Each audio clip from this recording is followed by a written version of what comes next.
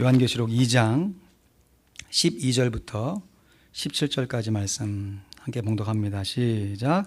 버가모 교회의 사자에게 편지하기를 좌우에 날선 검을 가진 이가 가라사대 내가 어디 사는 것을 내가 아노니 거기는 사단의 위가 있는 데라.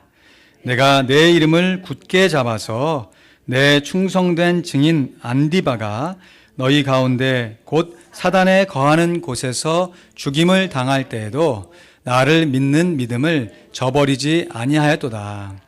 그러나 내게 두어 가지 책망할 것이 있나니 거기 내게 발람의 교훈을 지키는 자들이 있도다.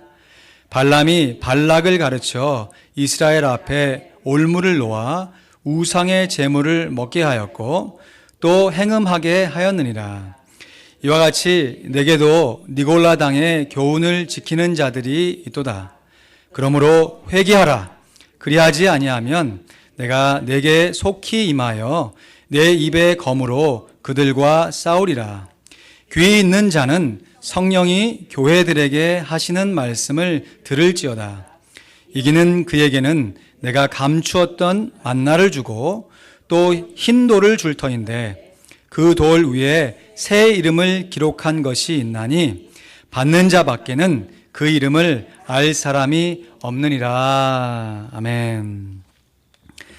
요한계시록 2장 3장에는 사도 요한이 소아시아의 7교회에 보낸 편지가 기록되어 있습니다. 7개 교회의 이 앞자리 이름만 따서 붙여 읽으면 에서버두 사빌라, 중국말 하는 것 같죠? 한 번 더 따라 하실 거예요. 에서버두 사빌라.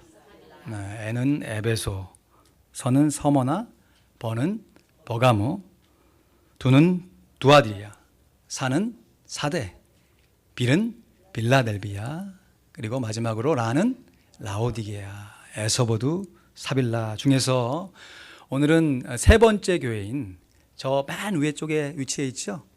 버가모 교회에 보낸 편지입니다. 버가모 교회의 편지의 내용을 살펴보면 예수님께서 하신 칭찬과 책망이 기록되어 있는데 칭찬보다는 책망이 훨씬 더 많았던 교회였습니다. 칭찬은 달랑 한 절로 끝나는데요. 책망은 세 절로 이어져요. 책망하시고 또 책망하시고 또 책망하십니다. 먼저 버가모 교회가 칭찬을 받았던 이유는 순교를 감당해야 되는 그 순간에도 성도들이 예수 그리스도를 믿는 믿음을 저버리지 않았다는 것이에요. 오늘 13절 말씀 예수님께서 이렇게 칭찬하세요. 같이 읽어볼까요? 시작. 내가 어디 사는 것을 내가 아노니 거기는 사단의 위가 있는 데라. 내가 내 이름을 굳게 잡아서 내 충성된 증인 안디바가 너희 가운데 곧 사단에 거하는 곳에서 죽임을 당할 때에도 나를 믿는 믿음을 저버리지 아니하였도다. 지금 버가모 교회의 순교자의 믿음을 예수님께서 칭찬하시는 거예요. 이 모습을 오늘날 교회의 모습으로 적용해 보면 버가모 교회는 살아있는 순교자의 믿음이 숨쉬는 교회입니다. 한 지역교회 안에서 나름대로 자부심을 가질 만한 순교자의 피가 흐르는 교회, 얼마나 멋있고 영광스러운 교회의 모습입니까? 그럼에도 결과적으로 보면요, 버가모 교회가 순교를 감당할 수 있는 믿음이 있었음에도 불구하고 버가모 교회는 예수님께로부터 책망을 받는 교회가 되어버렸습니다. 여러분, 순교자의 믿음이 보통 믿음입니까? 그런데 그러한 믿음이 있는 교회가 왜 예수님께로부터 책망을 받을 수밖에 없는가? 그 예수님의 책망이 무엇인가? 그 모습을 우리가 깊이 있게 살펴보고 우리 교회에 적용해서 타산지석의 교훈을 삼길 원합니다. 버가모 교회의 예수님의 주된 책망은 한마디로 말하면 우상과 음행입니다. 우상 숭배와 음란한 행위예요. 우상의 제물을 먹고 음란한 행위를 일삼았다는 것이에요. 먼저 14절 말씀해 보니까 그러나 내게 두어 가지 책망할 것이 있나니 거기 내게 발람의 교훈을 지키는 자들이 있도다. 발람이 발락을 가르쳐 이스라엘 앞에 올무를 놓아 우상의 제물을 먹게 하였고 또 행음하게 하였느니라. 우상 숭배가 영적인 간음이라면 행음은 육적인 간음이지요. 근데 특이한 것은요, 이렇게 우상의 제물을 먹게 하고 음행에 빠뜨리게 했던 장본인인 사람의 이름, 그 장본인의 실명이 기록되어 있습니다. 누구죠? 발람이라고 하는 사람입니다. 그러니까 이 버가모 교회 성도들이 우상 숭배를 하게 되고 행음하게 되었던 것은 성도들이 발람의 교훈을 지켰기 때문이다. 지켰다는 것은 발람의 교훈을 잘 따라갔다는 것이에요. 그러면 우리가 이 서머나 교회에 예수님의 책망을 통해 교훈을 받으려면 먼저 서머나 교회에 큰 어려움을 끼치게 했던 발람의 교훈이 무엇인가? 이 발람의 교훈이 무엇인가? 이것을 깊이 있게 생각해 볼 필요가 있는 것이죠. 구약 성경에서 발람이라고 하는 사람의 이름이 자주 등장하는 곳이 민수기 22장부터 24장에 기록된 말씀입니다. 민수기 22장부터 24장에 발람이라고 하는 사람의 이름이 무려 51번, 51번이나 등장하게 돼요. 근데 우리가 직접 민수기 말씀으로 들어가서 이 발람의 교훈이 뭔가라고 살펴보면요, 약간 당황스러운 마음을 갖게 돼요. 왜냐하면 민수기 22장부터 24장에 기록되는 발람이 행한 일들을 보면 이스라엘 백성들을 유혹에 빠뜨려서 저주한 것이 아니고요, 오히려 이스라엘 백성들을 잘 인도하려고 축복한 말씀이 기록되어 있기 때문에 그래요. 우리들이 즐겨 암송하는 구절 중에 민수기 23장 19절 말씀, 하나님은 인생이 않으시니 시건치 않으시고 인자가 않으시니 후회가 없소이다. 어찌 그 하신 말씀을 행치 않으시며 그 하신 말씀을 행치 않으시며 하신 말씀을 실행치 않으시랴. 그 말씀하신 바를 행치 않으시며 하신 말씀을 실행치 않으시랴. 근데 이 말씀이요, 어느 문맥까지 속에서 나왔냐면 지금 발람이 선지자가 이스라엘 백성들을 축복하는 말씀 가운데 나온 거예요. 그래서 앞뒤 구절을 연결시켜서 읽어보면 이래요. 발람이 노래를 지어 가로되, 발락이요, 이름이 좀 비슷하죠. 발람은 선지자고요, 발락은 모압 왕의 이름입니다. 근데 발람이 모압 왕인 발락에게 이렇게 얘기하는 거예요. 일어나 들어라. 그냥 앉아서 듣지 말고 기울여 잘 들여라. 십볼의 아들이 발락입니다. 나를 자세히 들으라. 그렇게 주변을 환기시킨 다음에 하나님은 인생이 아니시니 시건치 않으시고 인자가 아니시니 후회가 없으다. 어찌 그 말씀하신 바를 행치 않으시며 하신 말씀을 실행치 않으시랴. 그러면서 내가 축복의 명을 받았으니 그가 하신 축복을 내가 돌이킬 수 없도다. 그러면서 지금 이스라엘 백성들을 축복한 것을 되돌릴 수 없다.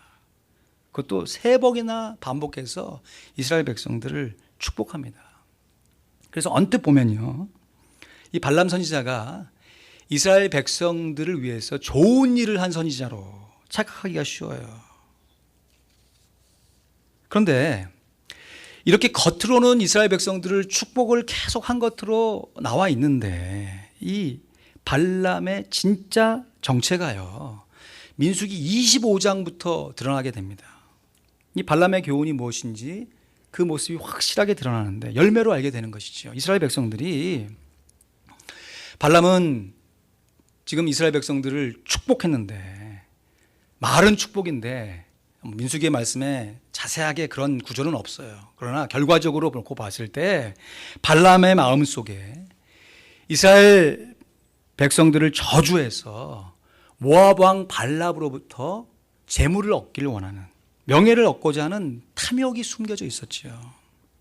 그래서 이스라엘 백성들을 은근하게 저주하는 일을 실패하게 되자, 이 약속된 사례를 얻지 못하게 되자 계속해서 떠나야 되는데 떠나지 않고 계속해서 모압에 머물러 있게 됩니다. 그러면서 이것도 민수기의 말씀에 직접 기록된 말씀은 아니에요. 발람 선지자가 결과적으로 보면 직접 이스라엘을 저주하지 않고 모압 왕 발람에게 사악한 계략을 알려주게 됩니다. 그것이 바로 이스라엘 백성들을 죄에 빠뜨려서 스스로 하나님으로부터 멀어지게 하는, 이스라엘 백성들이 하나님의 진노의 심판을 받을 수 있도록 하게 하는데, 그것이 바로 우상 숭배와 행음이었어요.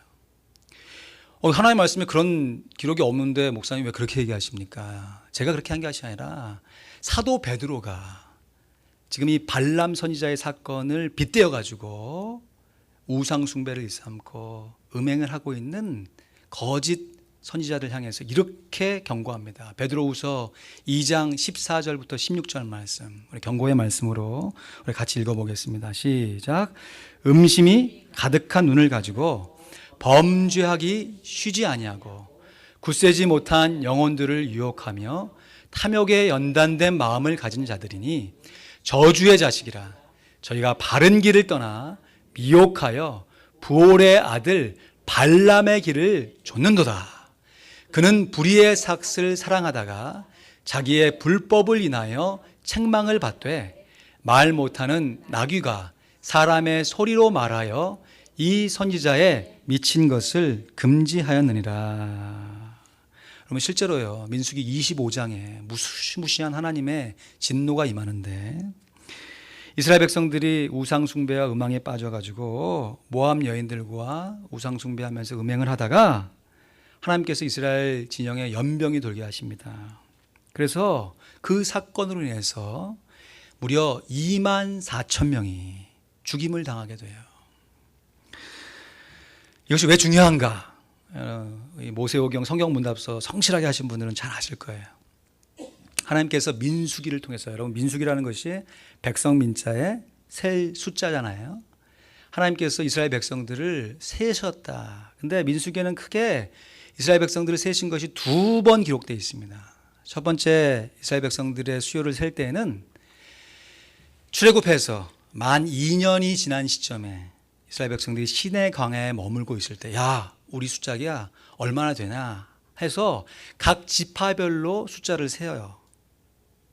그렇게 한 번 세는데 또 한 번 백성의 숫자를 해야 될 때가 언제냐면 바로 이 발람 선지자가 이스라엘 백성들을 은근하게 유혹하여서, 겉으로는 아닌데 은근하게 유혹해서 이스라엘 백성들이 우상 숭배하고 행음한 이후에 하나님으로부터 징계를 받아서 많은 사람들이 죽은 이후에 한 번 더 숫자를 세게 됩니다.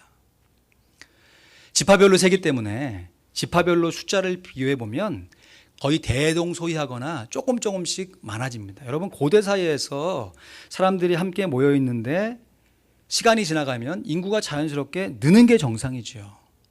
근데 모든 지파들이 대부분 비슷하거나 늘어났는데, 대부분의 지파들이 그런 모습을 보이는데 유독 한 지파가 완전 숫자적으로 보면 반토막이 납니다. 첫 번째 계수할 때는 59,300명이었는데요. 이 음란과 우상 숭배로 인해 하나님의 진노를 받고 나서 숫자를 헤아렸을 때는 그 절반에 못 미치는 22,200명으로 줄어들게 돼요. 이 비운의 지파가 바로 어떤 지파? 시므온 지파입니다. 시므온 지파. 민수기 25장에 보면 실명이 기록되어 있습니다. 지금 이스라엘 백성들이 하나님부터 징계를 받아가지고 어찌할꼬, 지금 우상 숭배와 음행으로 인해서 하나님이 연병을 돌게 해서 사람들이 막 죽어나가는 그 와중에도요, 시므온 지파의 족장 시므이라고 하는 사람이 모압 백성의 족장의 딸인 고스비라고 하는 여인과 이스라엘 회막에서 간음을 일삼습니다. 이것을 참지 못한 아론의 손자 비느하스가 의분을 참지 못하고 이 두 사람을 한 창으로 깨워 죽였을 때 연병이 그치게 되었죠. 시므온 지파, 연병으로 사망한 사람들이 거의 2만 4천 명인데 지금 줄어든 인구수를 따져보면 2만 4천 명이 더 돼요. 그러니까 지금 연병으로 사망한 모든 사람들이 거의 대부분이 다 시므온 지파 사람이라 해도 과언이 아닐 만큼 이 시므온 지파는 우상 숭배와 음행으로 숫자상으로만 봐도 반토막이 난 지파가 되고 말았습니다. 여러분, 지금 이 사건을 지금 버가모 교회 성도들이 당하고 있는 사건에 비유하시면서 예수님이 책망하시는 거예요. 버가모 교회가 겉으로는 순교자의 믿음을 지키는 교회입니다. 순교자의 믿음이 있는 교회예요. 그래서 그로 말미암아 하나님의 축복을 많이 받을 수 있는 교회예요. 그런데 속으로는, 겉으로는 안 그런 척하면서 속으로는 이 세상의 유혹에 자기가 스스로 빠져든 죄악의 유혹에 걸려들어서 음행과 우상 숭배를 일삼고 있었다는 것이에요. 여러분, 이것은 참 우리로 하여금 당황스럽게 만듭니다. 왜냐하면 예수님을 향해서 순교의 믿음을 지켰을 때 그 믿음이 예를 들어서 좀 가짜이고 그냥 외식으로 겉모습으로 했던 믿음이라 라고 하면 믿음이 부족하니까, 연약하니까 죄의 유혹에 빠져서 음행과 우상숭배를 했겠거니 라고 하면 되는데, 지금 예수님께서 분명히 순교자의 믿음을 통해서 너희가 외식이다 라고 책망한 것이 아니라 칭찬을 해주셨다는 거예요. 그러니까 무슨 말이에요? 버가모 교회 성도들이 순교를 당하는 그 상황 가운데서 그 믿음을 지킨 것은 가짜가 아니라 진짜였다는 거예요. 진짜. 그 순간만큼은 정말 진짜로 내가 내 목숨을 내놓아도 주님 섬기는 것에 아깝지 않습니다. 그렇게 드렸던 그 믿음이 있었던 교회라는 것이에요. 그런데 안타깝게도 그렇게 믿음을 지킨 성도들이 누가 시켜서 그런 것이 아니죠. 물론 유혹에 빠져서 넘어가졌지만 자기 스스로 유혹을 자기 것으로 삼고 의도적으로 우상숭배하고 의도적으로 행음하면서 겉으로는 하나님을 섬기는 믿음이 있는데 안으로는 우상숭배와 음행으로 하나님의 진노를 받는 이중적인 그리스도의 모습으로 살아가고 있다는 것이. 여러분, 우리 아틀란타에 호수들이 참 많잖아요. 가끔씩 가면 참 너무 기분이 좋아요. 그때 이렇게 오리떼들이, 좀 하얀색 오리떼들이 쫙 수면에 유유히 탁 떠가는 모습을 보면 야, 너무 멋있다. 한 폭의 동양화가 생각나면서 멋있다 그러는데, 근데 그 오리들이 앞으로 나갈 때는 보이는 않지만 그 밑에서 뭐 하고 있는 거예요? 발길질하는 것처럼. 버가모 교회가 겉으로 볼 때는 너무 멋있어요. 순교를 감당할 수 있는 만큼 멋있는 믿음으로 하나님께 나아가는데 그 속안을 들여다보면 발람의 교훈에 빠져서 죄악의 유혹에 빠져서 음행과 우상 숭배를 일삼고 있었다는 것이에요. 여러분, 정말 부끄러운 얘기인데요. 목사님들이 모이면 농담인데 농담 같지 않게 하는 농담이 있어요. 그게 뭐냐면, 우리들이 설교 준비하거나 교회를 하면서 요즘 컴퓨터 안 사용하는 목사님들이 어디 있어요? 저도 컴퓨터가 2세대가 있는데 설교 작성하다가 갑자기 컴퓨터가 고장이 탁 멈춰지게 되면 너무너무 당황스럽거든요. 근데 그렇게 당황스러울 때에도 절대로 성도들에게 컴퓨터 수리를 의뢰하지 말라. 그렇게 컴퓨터를 맡겨놨다가 의도해서 한 거 아니에요. 의도적으로 보려고 그런 거 아니에요. 요즘 인터넷 보면 그냥 갑자기 하고 있는데 갑자기 창이 퍽 튀면서 이게 뭐야 하고 탁 눌러버리면 이상한 데로 막 가고 그러잖아요. 그게 기록이 남아가지고 어려움에 당할 수 있으니까 절대로 컴퓨터는 성도들에게 맡기지 마라. 차라리 목사님 중에서 이렇게 잘하는 분에게 맡겨라. 혹시라도 모르니까. 그럼 실제로요, 뭐 이름도 잘 모르겠어요. 세계적으로 유명한 이 음란, 불륜을 조장하는 사이트가 해킹이 됐잖아요. 그래서 거기에 회원으로 가입됐던 사람들의 실명이 공개되면서 이 사회적으로 큰 물의를 일으킨 사건이 있었습니다. 내노라 하는 유명 정치인은 물론이고요, 뭐 유명한 스포츠 스타들. 근데 안타까운 건 그 중에 목사님들도 있었어요. 어떻게 알고 계세요?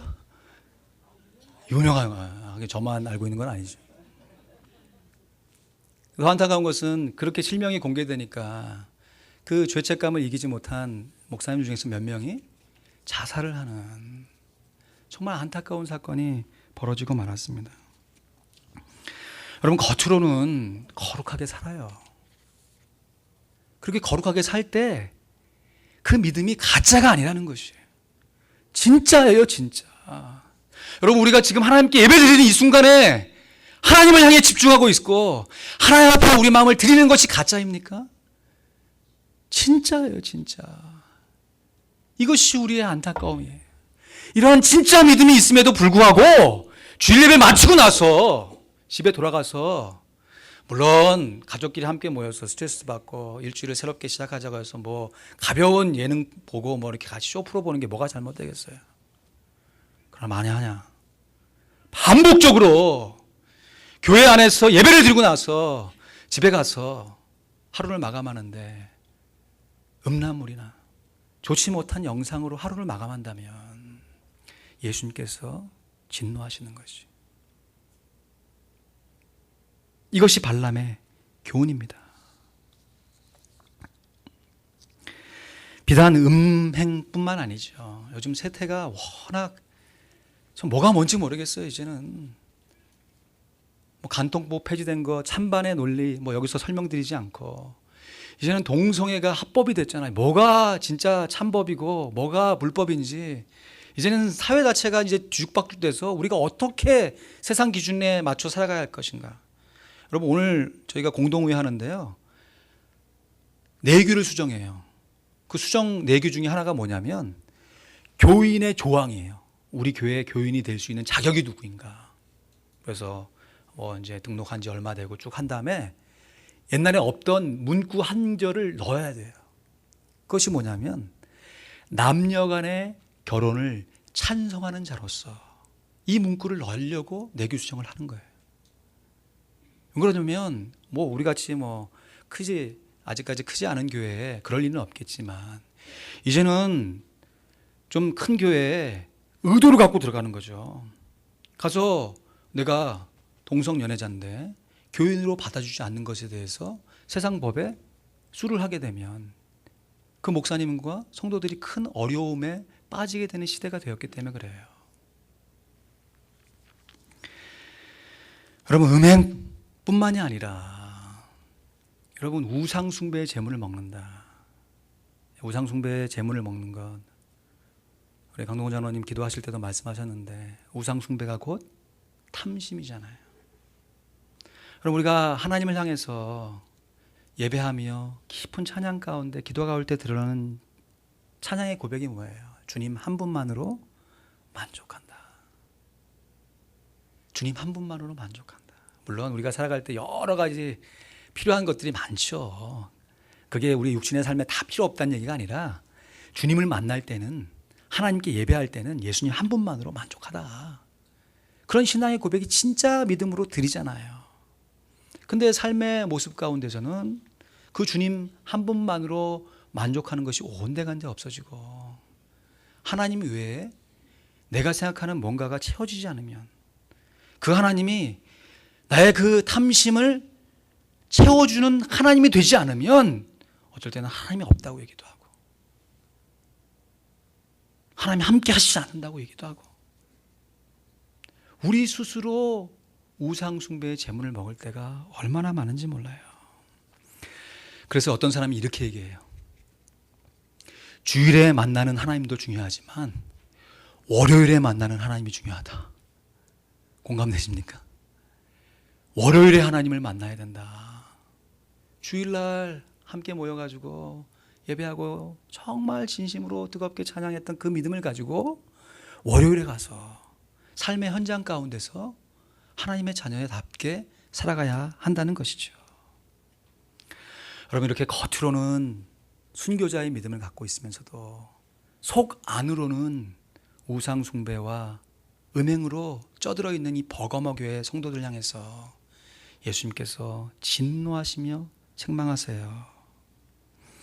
이에 대한 예수님의 처방은 단호합니다. 오늘 16절 말씀 보시죠. 16절 말씀. 그러므로 회개하라. 그리하지 아니하면 내가 내게 속히 임하여 내 입의 검으로 그들과 싸우리라. 내 입의 검으로 그들과 싸우리라. 여러분, 예수님이 그들 교회와 싸우시겠대요. 여러분, 교회가 예수님과 싸워서 어떻게 됐다는 것이에요? 우리 예수님은 우리가 에베소 말씀에서 함께 살펴본 것처럼 마치 아내에게 있어서 남편 된 존재처럼 그 아내 된 교회를 보양하시는 분이에요. 보호하고 양육해 주시는 분이지 결코 교회를 향해서 싸우시는 분이 아니에요. 우리의 싸움은 사람도 아니고 예수님도 아니고 혈과 육에 대한 것이 아니라 악한 영에 대한 마귀의 괴계, 이 불화살 소멸시켜야 되는 거죠. 근데 예수님께서 겉과 속이 다른 이 버가모 교회 성도들, 이 교회들과 싸우겠다. 근데 싸울 때 입의 검으로 싸운다. 비유의 말씀이죠. 이 검이 뭐냐? 이 버가모 교회에 예수님의 말씀 이렇게 시작했어요. 12절 말씀 보실까요?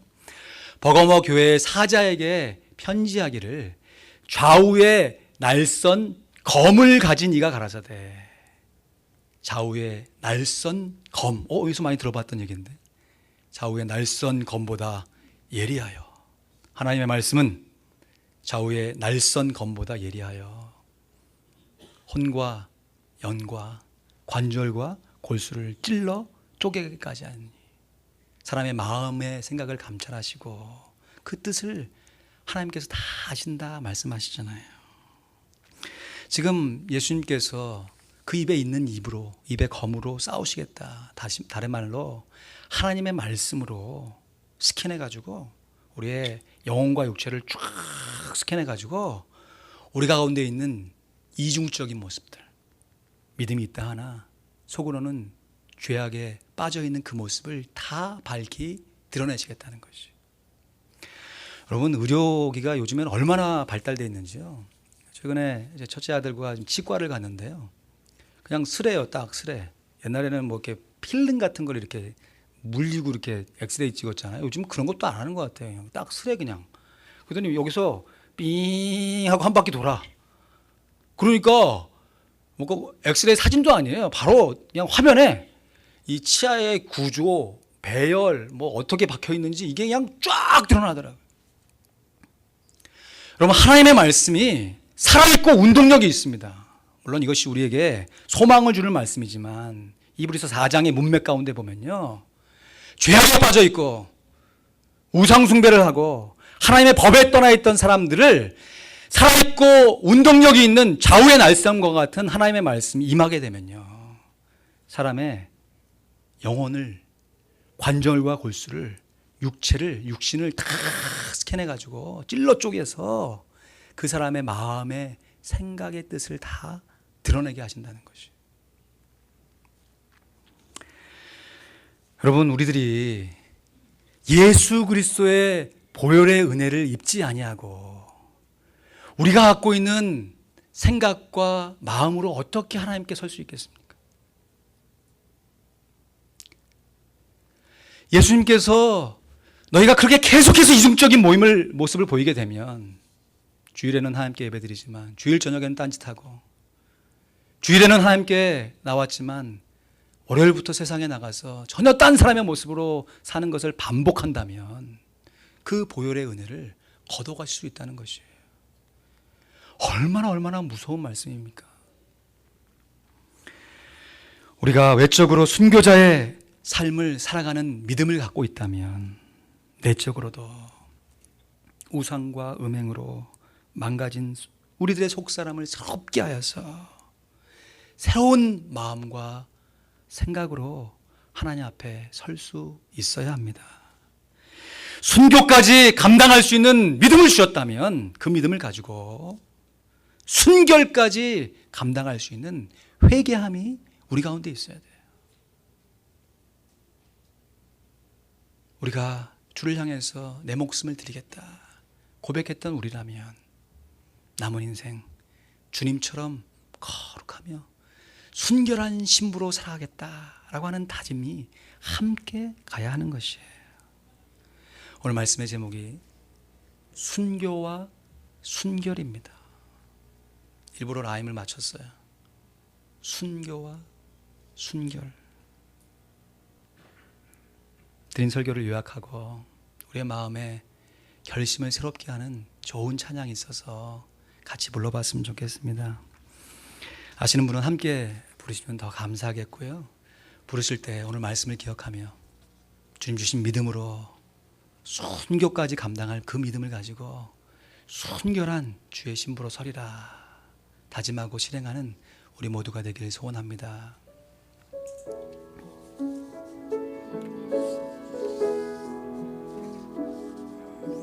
우리 손을 가슴에 얹고 고백할까요? 내 마음의 주를 향한 내 마음의 주를 향한 사랑이 나의 말엔 주가 주신 진리로 나의 눈엔 주의 눈물 채워주소서.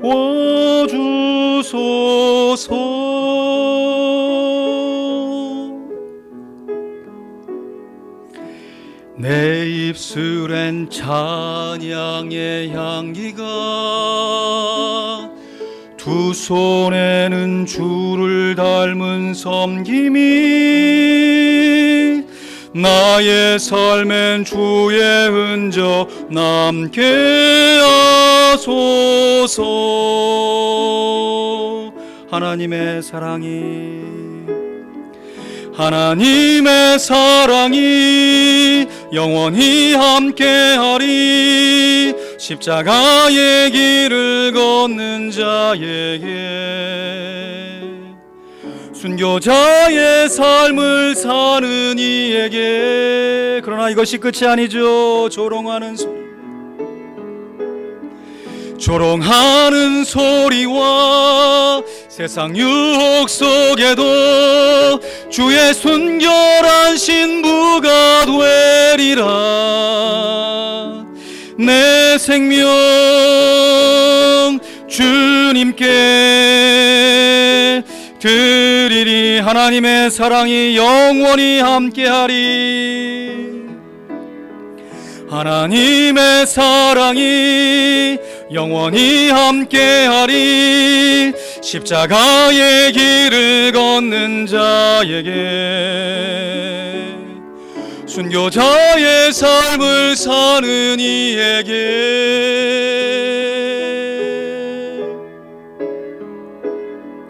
조롱하는 소리와 세상 유혹 속에도 주의 순결한 신부가 되리라. 내 생명 주님께 드리리. 같이 기도하겠습니다. 오늘 들으신 말씀이 우리가 얼마나 큰 찔림과 도전이 되었습니까? 주를 향해서 한편으로는 찬양하며 주를 위해서 목숨까지도 내놓을 수 있다 하는 결단과 믿음이 있음에도 불구하고 우리의 감춰진 은밀한 부분에서는 우상을 숭배를 일삼고 스스로 음행하여 하나님의 전을 더럽혔던 우리들의 추악함이 있는 것을 겸손히 고백하며 나아가기 원합니다. 회개하라, 돌이켜라 말씀하시는 주님의 음성 앞에 우리가 겸손한 마음으로 주님의 말씀이 우리의 마음을 스캔해서 낱낱이 드러내실 그 모습을 기억하면서 하나님의 말씀에 순종하겠습니다. 순교자의 삶을 살아갈 때 주의 순결한 신부로 살게 해 주시옵소서. 주님의 능력과 사랑을 간구하는 우리가 되길 원합니다. 이 시간 말씀을 기억하며 주님 앞에 나아가는 시간 되도록 하겠습니다.